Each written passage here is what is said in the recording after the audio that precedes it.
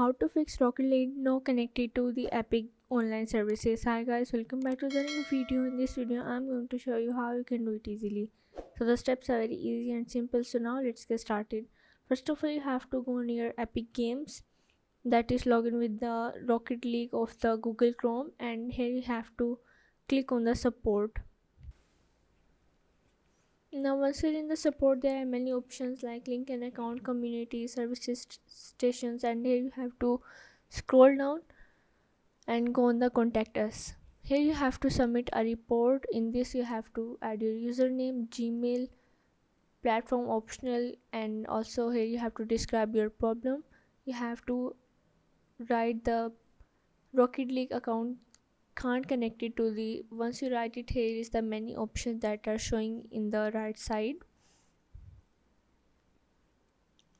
In this you have to select the last one, that is saying which Rocket League items can be shared across linked account. You have to select this and submit your report.